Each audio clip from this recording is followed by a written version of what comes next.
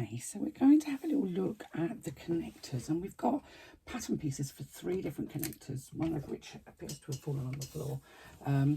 But basically we have the 3/4 inch connector, which will take 3/4 inch hardware. We have a 1/2 inch connector, which will take 1/2 inch hardware. And we have a belt loop connector. Doesn't need any hardware. So you can decide which one you want, and you can have a look at the options and see whether you fancy something that's going to sit as a wristlet, or if you're going to put a connector on both sides, if you're going to put connectors on the back. There's lots and lots and lots of options, so you're going to have to pick what you want from these options. Now for this, in this instance, I'm just going to make a simple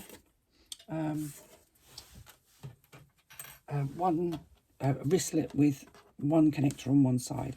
So I've cut one of my panels to shape, and then I've cut a rectangle that is not shaped at the ends, but it is the same width. Now, because this is really thick faux leather, I don't actually feel like I need any extra strength in this.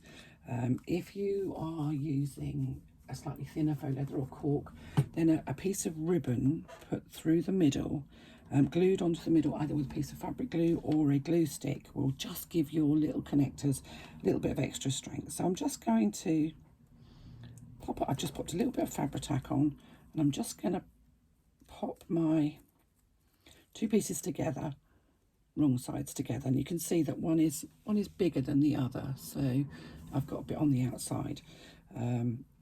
That's because cutting 2 pieces this small, exactly the same size, and then trying to match them together is almost impossible. So I am going to make sure I have a long thread on the top and the bottom, and I'm going to top stitch around this little connector.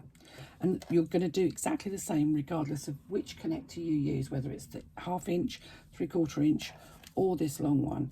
You've also got the choices. If you're going to do a belt loops, then you need 2 of them, so you're going to need to cut 2 to the shape, and then 2 that are slightly bigger. If you're going to do connectors on both sides, then you're going to need 2 cut like this, and then 2 cut slightly bigger. It really depends on how many connectors you want, and that's really your own personal preference.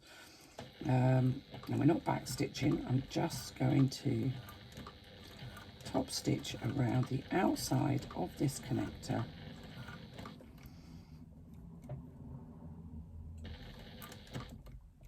going nice and slowly around the curve.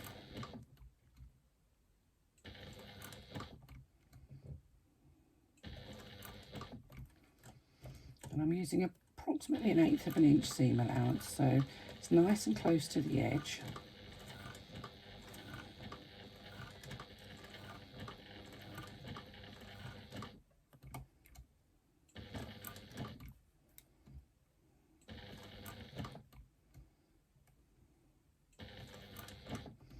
And again, what I'm going to try and do is land back in the same hole that I started my stitching in.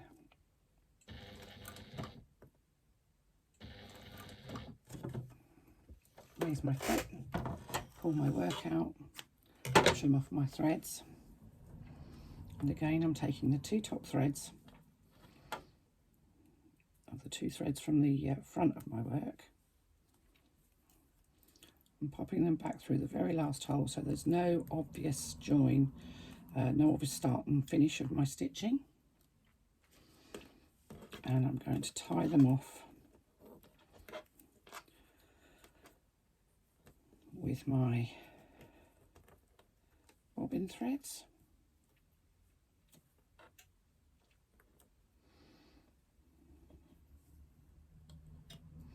So I'm just making a simple little knot, and then I'm going to trim off those threads that are left over to about 1/4 of an inch. And now, I rather foolishly gave my glue stick to my grandson, who left the top off of it, so I have to go and buy a new glue stick, so I'm having to use Fabri-Tac to secure my thread ends down. So I'm just going to push my thread ends onto that little bit of glue that I've just put on there, which saves me in theory saves me getting glue all over my fingers, although it looks like this bit of thread is being quite resistant. There we go. So those are all nicely secured down now. And now that I've secured them all together, I can now cut carefully away the edge of that piece on the rear so that my connector is exactly the same size on the front as it is on the back. This gives you a really nice clean edge. Now if you're planning on edge painting, now is the time to edge paint this piece. And it is really very much personal preference. I've added a video on edge painting into the pattern so you can see it. I actually don't mind some of these. This is just a little bit over still. That's better. I don't actually mind these not edge painted sometimes. I think sometimes certainly this one has got a nice white backing and it's not too fluffy on the back. It's actually quite nice. It gives a bit of an accent, a sort of a white accent. So that's the smaller connector. This is a 3/4 inch connector, and all I'm going to do is I'm going to pop my hardware through the middle, and I'm going to be a bit careful because that's got glue on it still. And I'm just going to pop a clip through because I don't want to lose that.